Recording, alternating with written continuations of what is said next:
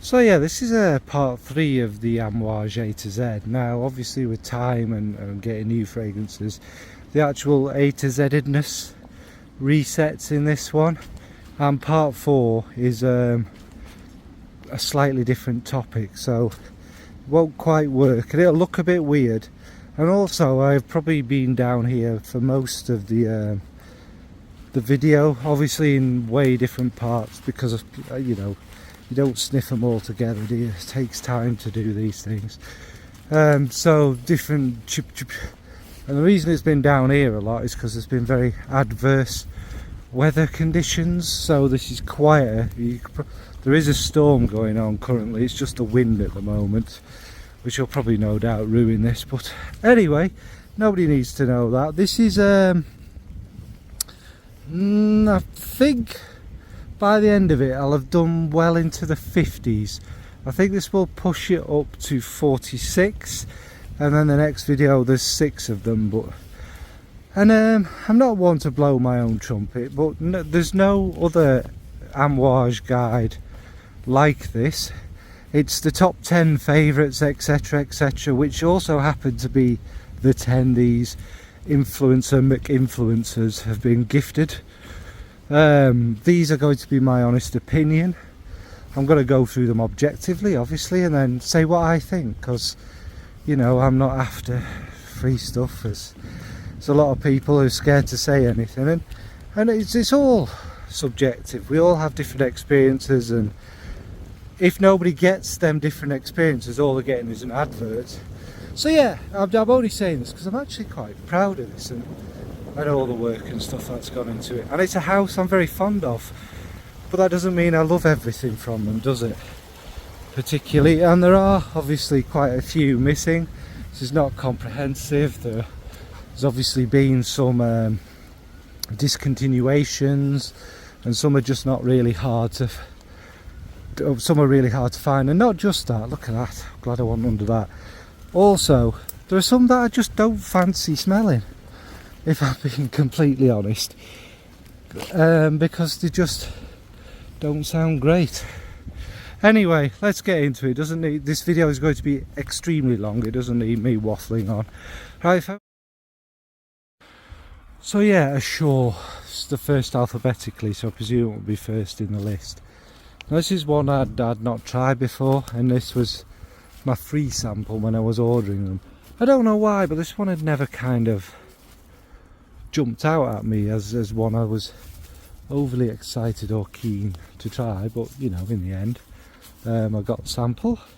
So what's it like? Well, it opens with a big green jasmine, and the sparkle comes from a kind of pink pepper and cardamom, and there's a fresh frankincense feel there, kind of, you know, that smooth kind of citric sparkly pop.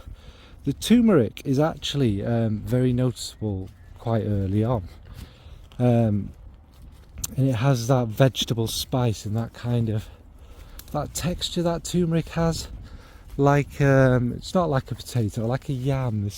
Well, we all know what a turmeric is and what it's like, but it does have that texture.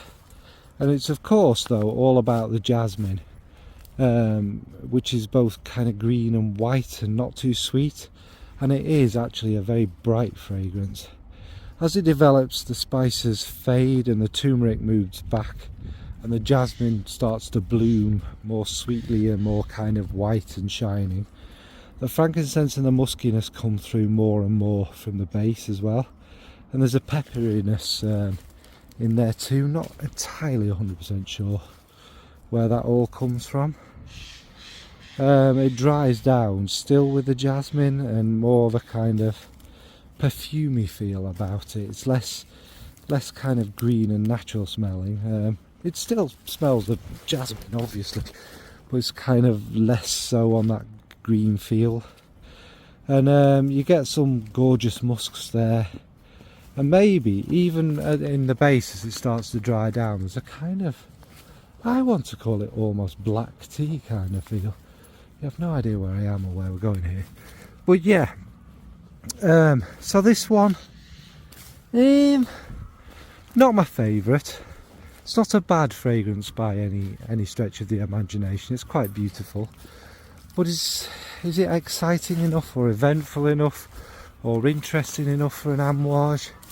Perhaps not, but it's not in any way bad. This is kind of pushing it more kind of towards that honour direction of both the male and female, where they're kind of more safe, clean, things that you smelt before, and you know you could recommend these ones to people who aren't into Amouage. Anyway, that's Ashore. So Crimson Rocks, this is one which has a very mixed kind of views on and stuff, but it was, you know, it's always interesting to try them, isn't it? Anyway, it opens with a beautiful blast of cinnamon and rose. Very shortly after that, it's joined by a very dark green feel, maybe a cypriol or vetiver, mixing with the heavy dark oak, which is quite prominent early on. The honey is also a little dark at this stage, and maybe it's the way it mixes with the cinnamon, kind of creates a slight lovely medicinal touch in there.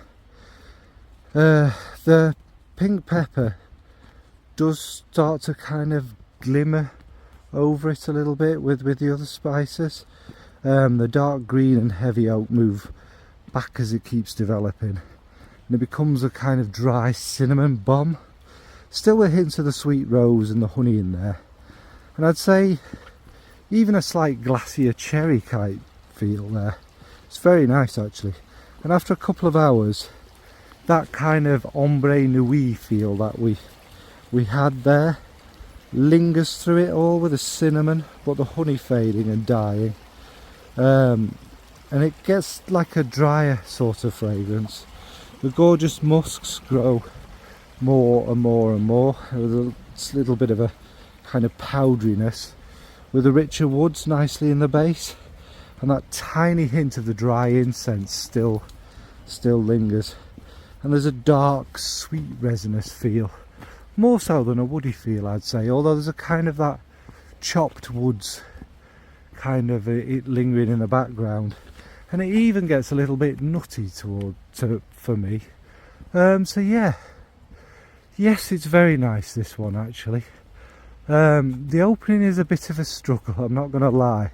That kind of really dark, almost bitter green, earthy green in there is difficult, but that soon passes. And then it does have kind of elements of ombre nuit about it, but it's kind of amped up a little bit. It's a little smoother. There's the Amouage touch, you know, the resins, the incense and that, and then it dries down. I'd say it's fairly different, but it dries down kind of sweet, nutty and woody, and the rose and that redness kind of lingers a bit, but it's more this kind of musky, woody, still sprinkled with the cinnamon and that kind of feel. A lovely one. That's Crimson Rocks. So Dear Man, obviously I'm a big fan of Dear Woman, and that's a kind of beautiful vintage one, and it's one of the early ones, isn't it? So we'll get under that collapsed tree.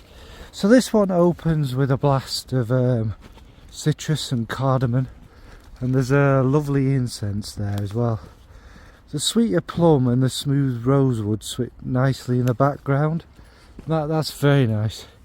The bitter orange grows as it develops, and there's also something almost a little minty in there, I'd say, kind of an aromatic feeling. The dry vetiver does start to push itself through with the sweetness of the plum, but that bitter orange on me certainly lingers through a long time and dominates with the incense. The wood starts to get a little soapy, and there's a pleasant powderiness that starts to grow through with the resins and the woodiness, and it dries down more woody with a tiny touch of leather, mixing with the vetiver and the kind of powdery musky facets. This one to me was I wouldn't say it's a favourite. It's that kind of leaning towards, you know, your old kind of classic citrus aromatic one, but the plum and the resins do help it kind of be something a bit different. I mean, again, I presume this was an early Amouage, but it's got that Amouage style of something different, you know, the resins, the incense and that. Not really much more to say about this one. I liked it. It perhaps wouldn't be a number one on my list, and I'm glad I've tried it. It just shows, you know, even from the start, Amouage were making classy, wonderful fragrances. So that's Man.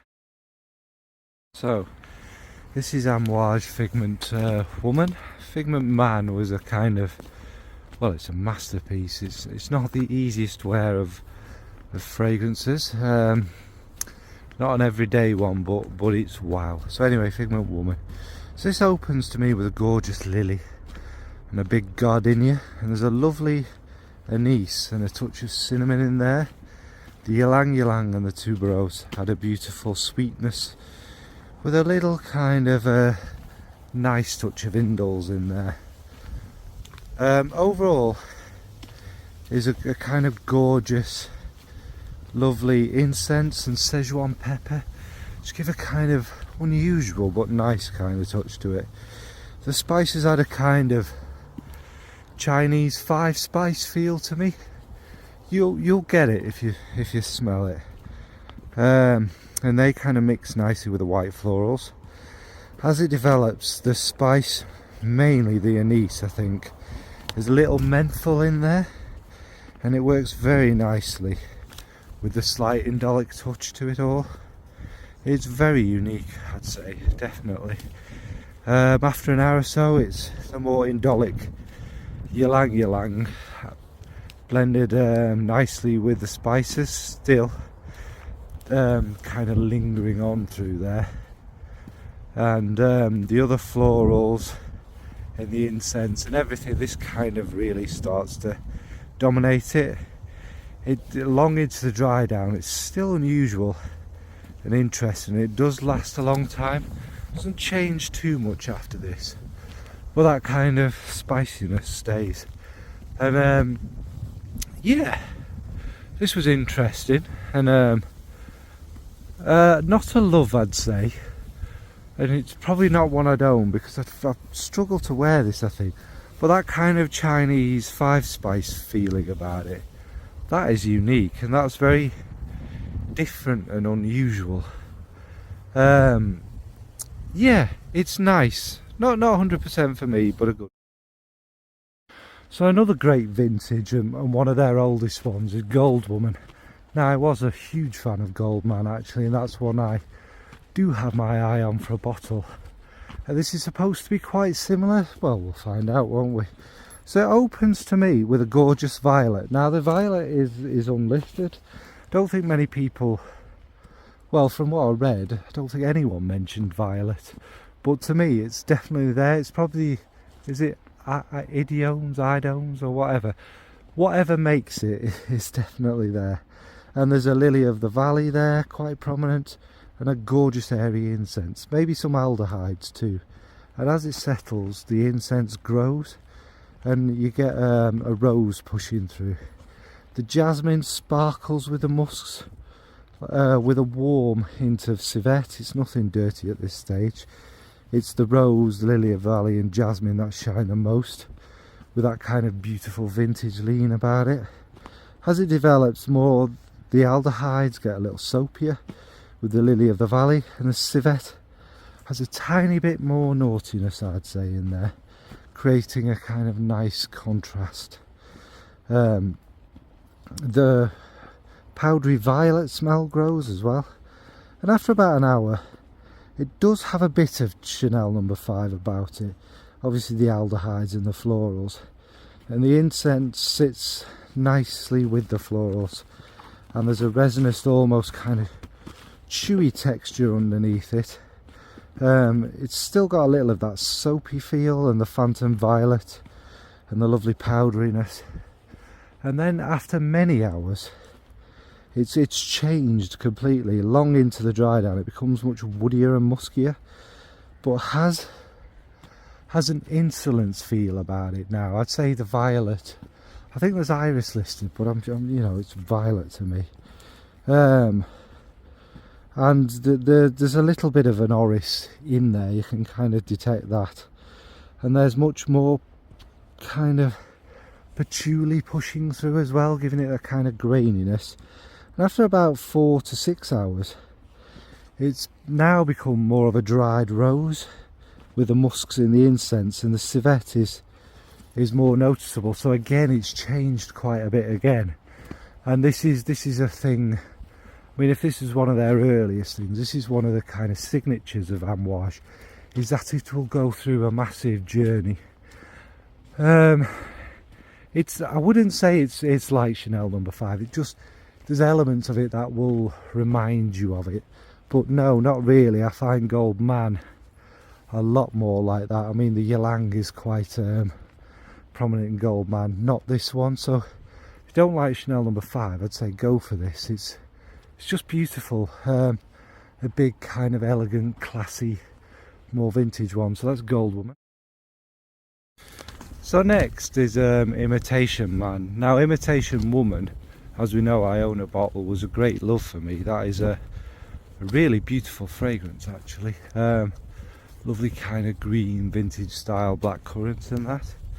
So yeah, Imitation Man. So it opens nicely with a violet and a chalky iris. The citrus adds a bit of sweetness in there to me, and some of the warm spices and a smooth leather are there.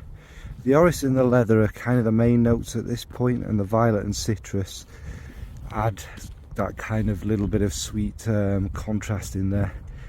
It's interestingly contrasted as well with a kind of warm furry castoreum underneath it all, which adds that, you know, that snuggliness. Nothing dirty really. It's like a warm animal has rolled in some violets really. After about an hour, it's like violet that does take over. The citruses fade back, and the smooth leather with a warm castoreum under it kind of rise up with some lovely resins. It's all enveloped in that kind of clay cool orris. I'd say the sweetness is also a little boozy like, not over the top, but it's that kind of, you know what I mean, that kind of fruity booziness. And the rose starts to come through much more with the violet, and the patchouli grows up, and a woody vetiver. So there's a nice kind of woodiness with that rose violet there, which is really quite gorgeous. And after about 2 or 3 hours, there's a dark greenness that starts to come through more now. Maybe from the vetiver and the patchouli, and the resins grow a lot more. And there's also a little smokiness, as you'd expect. It's Amouage, but it's still that kind of violet rose sweetness. Now this one is unexpected. I wasn't expecting a violet rose from this one at all, and it does kind of go through stages and change, and that kind of green dry down is really kind of nice still with the rose and the violet. This is probably why I've never really heard anyone speak about this too much, because you know what people are like, ooh, rose and violet, that's not very masculine. It just goes to show it's rose and violet. It's lovely, it could be worn by anyone. It's like the Woman one, in the sense that it has that kind of vintage touch to it, and kind of goes through these morphs and these changes with the greenness, just focusing on a different thing. It's lovely, really lovely. I have quite a few like this, as we know. Would I get it if I found a very cheap bottle? I think so, actually. It's lovely. Well done, Amouage, with a nice rose violet, which was one I was kind of looking from them, and it's lovely. Anyway, I'm waffling, so that's Imitation Man. So next is Myths Woman. Now, we know I love Myths Man. I think it's one of my best discoveries of the last couple of years. It's a smoky masterpiece, isn't it? So what's Myths Woman like? Well, it opens with an absolutely gorgeous narcissus and chrysanthemum with a sweet greenness around it all. Now, the chrysanthemum's a lot more toned down in this than it is in the other version, but it's still quite noticeable. There's also a lovely carnation in there, and a kind of green botanical floral thing, like walking around, you know, some sort of greenhouse and something. It's lovely.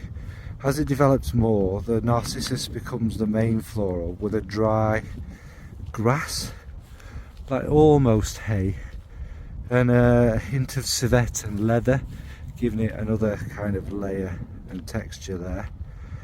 The mossiness grows, adding more greenness, mingling with the narcissus, so it's still that narcissus. Coming through also with the patchouli is a lovely musk, and after a couple of hours it stays very green, and it's mainly the violet leaf, which is kind of there through the whole thing, but it kind of grows and grows, and it's kind of like a sweet violet leaf, not a petrol-y one. And the moss and the patchouli are still there with their musks, and the narcissus kind of starts to move back a bit, but it's still a little bit noticeable. It's like a nice green fragrance with the smoothness of the leather. It dries down, they're not too different, and I think the musks make the moss there a little furry, and there's hints of even more kind of an earthy patchouli in there. And after many hours, I think you're left with, sorry, the damn wind, I think you're left with carnation and leather, which go together quite nicely. That kind of almost spicy leather. It's really quite unique and quite lovely, this one. If you like carnation and narcissus and things like that, this is a good one to try out. Yes, I really like this one. I get the love for this one now. I don't know why I'd not tried it. Some of them are just harder, aren't they? So yeah, very good one, this one. So I saw samples of the discontinued opuses. Yeah, of course I went for them. Opus IV is this one. It opens with an almost lovely smoky cola feel. There's a mix of citrus and elemi with the vibrant cardamom. The caraway is nice under it all, with the hint of incense, and it is very caraway-y like. It is like some sort of juicy fruit gums out of an old wooden case, and I think the elemi and the citrus have an almost medicinal loveliness in there, but not quite. You know what I mean by that kind of fruity cough syrup kind of loveliness, but it's not quite there. And the cardamom, I'd say, maybe some frankincense as well, add another sparkle, keeping it from being too sticky, too gloopy. And it swings between that fruity feel and that cola feel. Now both kind of smell similar, don't we? You get what I mean by that. And as it develops more, the caraway and maybe a tiny sprinkle of cumin keep it nicely balanced from it not being like a sticky fruity one. And obviously a little edge. And there's a gorgeous musk around this one too. I also get like a slight soft, clean, leathery texture more than the smell. And after a few hours, the patchouli and more of the resinous notes start to poke through much more. There's still that cumin, lovely soft human touch, if you like. It's nothing dominant, it's not too dirty obviously, and they linger on, and it starts to become more ambery, like an ambery booziness, with the gorgeous musks. And in the far dry down, again it's weird. The more and more I've tried of these, I've noticed there are some links between some of the fragrances, and this one slightly reminds me of Jubilation. You know, that kind of dry, spicy, boozy fruitiness. And that's the only, it's not the same, but it does have that reminder of me. Did I like this one? Yes. Yes, I absolutely love this one. It's not one I'm going to ever think about again after wearing it, but again, the more you wear it, the more kind of like, oh, I like this. It's nothing spectacular, but it's very well done, and it's very well blended, and it's, if you imagine Jubilation with more of a kind of juicy fruitiness about it, it's along that path. But it's very long discontinued, ain't gonna happen. blooming expensive anyway. But yeah, that's Jubilation, Opus 4. So next is Opus V, out of the Opuses, or Opi or whatever. Anyway, this one opens with rum and sweet rose and an airy kind of jasmine. It's possible the airy muskiness is a touch of ambroxan, but it's kind of more delicately done. It's not, you know, an obnoxious brain melter. The Oris has that touch of that earthy clay texture in there. In the base is a touch of leathery woodiness as well. It's mainly the rum, rose and jasmine though to me. Sweet and fresh. Takes you to like a summer's day breeze really. And as it develops it comes more or less completely about the rose and the jasmine. With the fruits feel. Maybe the rum in there is giving it a bit of a fruitiness. But it wouldn't surprise me if there was something like an apricot or a peach in there. The musks seem to get sharper and airier as well, and it dries down after many hours with that kind of sweet leathery oud, still with a rosiness in there, and it's kind of almost a little bit of a sweet menthol kind of hint in there, and that sparkle of ambroxan. This one confuses me because this is the original Opus V, and it's obviously come back as Opus V, as it's Silk Woods or something like that. It's an unusual one to bring back. Don't get me wrong, it's quite lovely. It reminds me of a few other things, but it's kind of like an airy musky rose ultimately, and it's nice, but it's nothing extraordinary. It's nothing that I mean, I haven't tried that many opuses, but I wonder why this one and some of the others weren't brought back. But yeah, perfectly pleasant fragrance. If it is ambroxan in it, it's quite nicely done. It's not, you know, it's not your cheap awful Sauvage or kind of a cheap everyday designer kind of dose. I think it's in there to give it that airy muskiness, like that, you know, that summer breeze feel. You'll know what I mean, smell it. Yeah, so it's nice. I suppose it's kind of very 90s as well, which isn't a bad thing, but it's a lovely musky rose. So that's Opus V. So Opus VI, this one opens with a lovely sweet cola-like ambriness with some labdanum quite early on. There's a pleasant greenness under it all, maybe from the patchouli and the cypriol. The incense sits nicely over the top too. And as it develops, there's a lovely creamy, maybe even a little chocolatey kind of woodiness in there too. It's very nice, smooth and ambery, slightly boozy one. With the incense and the earthy elements, that's kind of what it's like at this early stage. After an hour or so of it developing, I'd say more of the resins come through with the labdanum. Maybe a touch of styrax with the woods as well, giving it that kind of, you know, kind of fudgy sweetness. The cypriol grows with a dark green mixing with a patchouli and a lovely muskiness. There's a bit of something sweet that pops in and out, and I'm going to guess a rose. Could be anything really, but I'm going to stick my neck on the line and say rose. It's quite lovely actually. And after many hours into the dry down, there's an almost cumin feel in there, giving a nice beautiful edge, and it's definitely got that boozy feel with the nice resins and the patchouli and the musks again.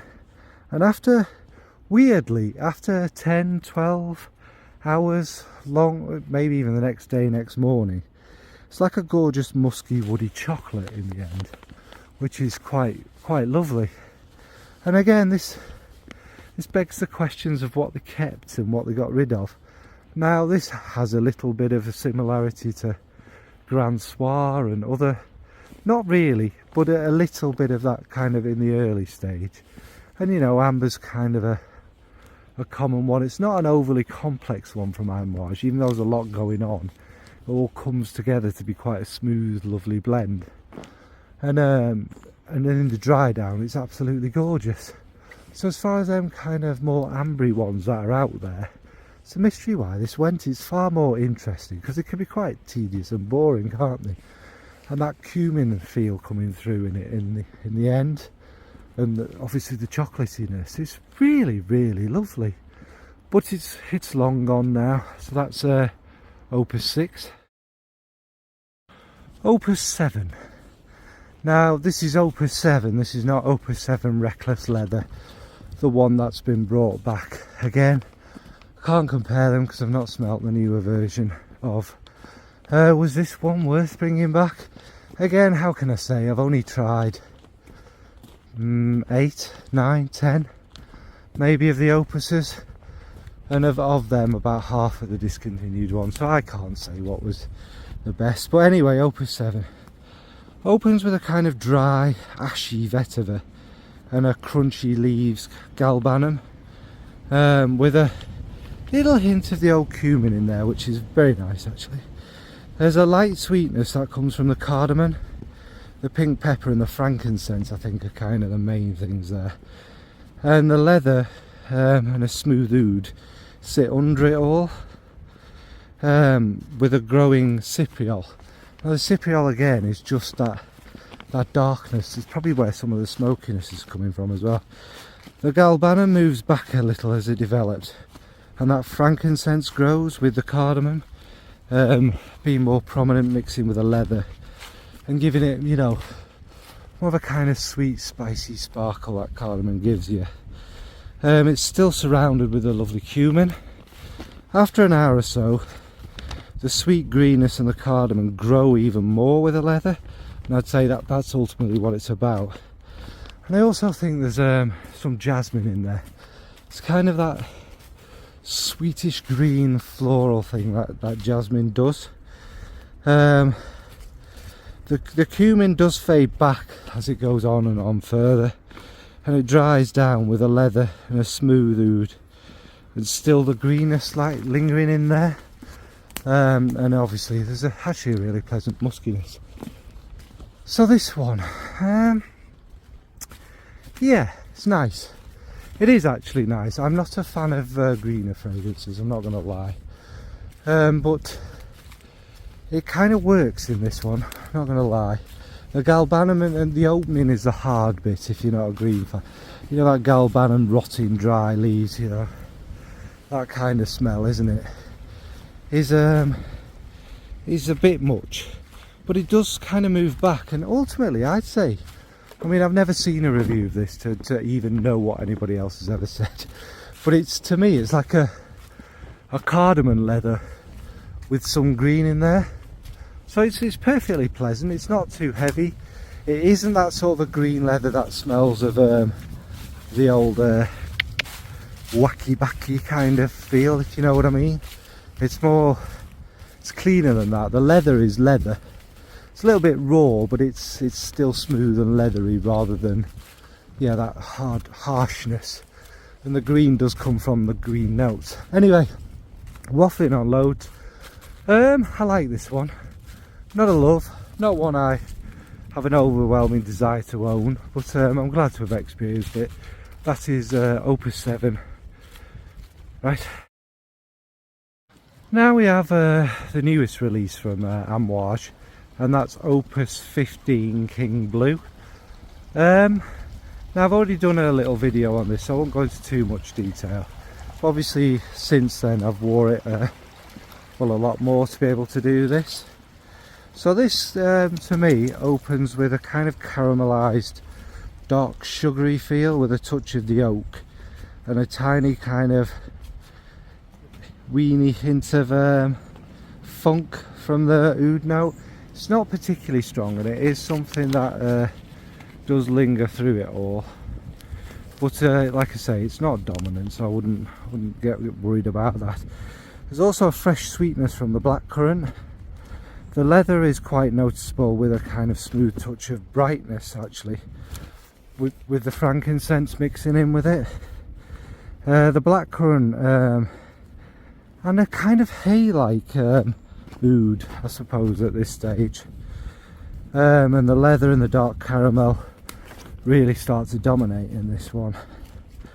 After about an hour, it's the sweet oud over a soft leather.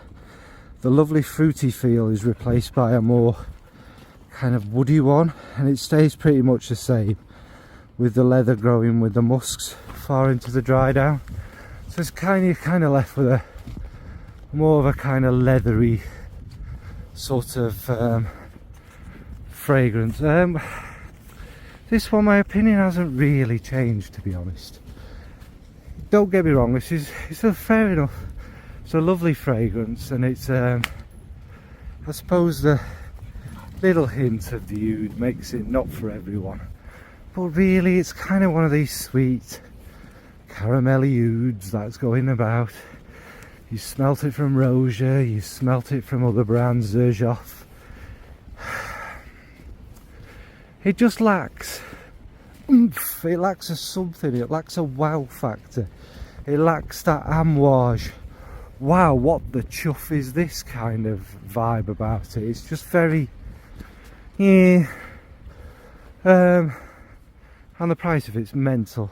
I think it has a tiny element of silver oud, which people compare it to, in the fact that the opening has a little funk, but that's about it. It's certainly not blue either. The black currant in it, if only the black currant was more of a key feature rather than that kind of caramelly thing. Now I don't know what's making that in there. There's likely to be benzoin, vanilla, some sort of accords making it like that. And then you get a lot of ouds that kind of have that feel, don't you? So yeah, nice, but a disappointment still. I haven't changed my opinion on this. So that's Opus 15 King Blue, or King Oud Blue, or whatever it is. So Overture Man. Well, I wasn't the biggest fan of Overture Woman, must be honest. So what was Overture Man like? Well, it opens with a gorgeous bright brandy and a large amount of spices. Mainly you can pick out a nice touch of cumin, a fiery touch of nutmeg, and a sparkle from the cardamom. And as it settles, there's a pleasant, almost bleachy smell in there, and I'm not sure where that comes from. Perhaps clary sage. The geranium pushes up with the cinnamon and the brandy, giving a kind of like a dark red boozy feel, with all the lovely kind of resins and that coming through, giving it a smooth base. The sharpness of the grapefruit is definitely quite noticeable, and the saffron, and they stop it from being one of them fragrances that's a bit too dense. And as it develops, the muskiness grows, obviously, and the incense adds like a nice, you know, very Amouage touch to it. And as the sweetness grows, the benzoin and the myrrh especially get bigger and bigger. And after a couple of hours, the kind of green smoky leather in the base that comes out with the musks, and the brandy still kind of over it all, with the spices and the resins still prominent. And after many hours, it becomes a kind of gorgeous sweet cinnamon syrup with like a very lovely musk. Yeah, I really like this one. There are elements in it that, not gonna lie, but I wasn't the biggest fan of in the world. But actually, as a boozy fragrance goes, it's really nice, and thankfully the cinnamon and that don't take over. It works nicely more in the far dry down than it dominating it. It does have that kind of rich brandy feel. The cumin, lovely touch.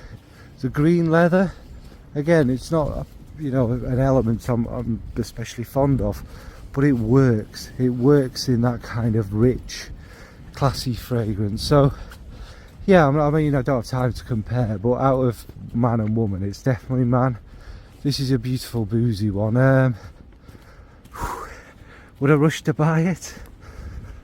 Again, right price kind of one. Wouldn't want to overpay, because it's boozy. There are similar things, not the same, not an Amouage style. But yeah, it's very nice. That's Overture Man. Overture Woman. At this stage I hadn't tried Overture Man, but I had a sample of it, so I can't tell you much about that one. So anyway, this one opens with a slightly soured apple and pear in a warm brandy. It's quite yeah, the saffron is also fairly heavy as well. You imagine, it makes you think of like a brown apple. The cinnamon, as well as with the red florals, create this redness. It's very warm and rich, and I think the frankincense and myrrh are where the slight brightness comes from. The apple does become a little more crisp as it develops, and I'm sure there's some green pear in there, again not lost listed. For about 20 minutes there's a thick, almost hot tar-like leather that starts to push through as well.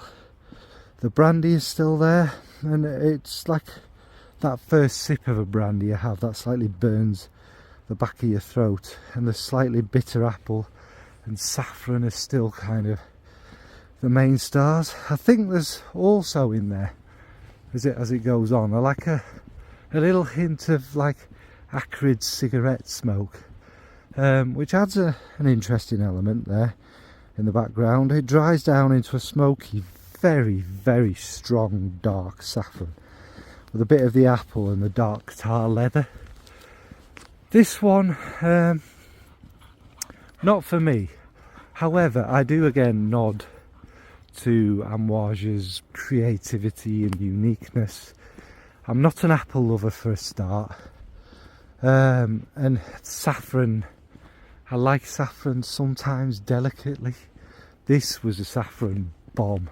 I mean, that saffron just grows and grows and grows till you get that thick, dark brown, heavy, sticky saffron, you know, the really loud kind of obnoxious one, and that mixing with the leather makes it even thicker and heavier. Yeah, the fruitiness is alright, and yes, it is a bit boozy. So yeah, not my favourite. But again, you can appreciate it, and I can see why people like this. Again, very creative. Overture Woman. So next is the one, I'd say one of their most famous ones outside of Interlude. And when I first started this journey, it was the one I'd heard the most about, and seems to get everyone very excited. And it is a much loved, fond one, but it's one again that never really massively appealed to me for some reason or other. But anyway, I got a sample of it because I want to try them all, don't I? And that's Sunshine Man. Excuse me. Now it opens with a bright citrus and a dry aromatic notes, with the Immortelle sitting nicely in there. It's not too dominant, and as it settles, more of the bright juniper, the green herbaceous aromatic notes push through, with a warm, rich fruitiness in there too. It becomes slightly boozy, like a dark orange booziness, like a Cointreau, but much darker and richer. And there's a sort of clovey spice in there too, which I think adds to that kind of dark orange feeling about it. But after about an hour or so, the fruitiness is still the main thing. Like orange and pear to me, actually, mixed together with the tonka and vanilla, smoothing it out under it. The Immortelle is dry, and still very present, still very noticeable. It's like a kind of caramelly vegetal feel, Immortelle, to me. And the dry aromatic notes linger through there still. And it wouldn't surprise me if with the tonka in the base there's a bit of benzoin, giving it a smooth kind of vanillic creamy depth. In the far dry down it becomes a little peppery, probably from the cedar, and there's also a random hint of smokiness, again probably the cedar, and it's still a touch of that sweetness lingering through.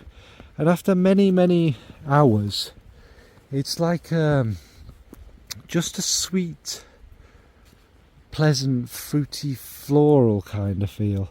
It's not, you know, I'm not talking about a Chanel here. It's like a dark, rich, resinous, fruity floral, like the resin come from the tree. It smells of this kind of dark orange and florals, and it actually reminds me a little bit of Fate Woman in this very far dry down. So, did I love it? No. Did I enjoy it? Yes. And what I will say, a confession is, the more I've wore this, the more I've enjoyed it, and the more I kind of get that little bit of Fate Woman about it.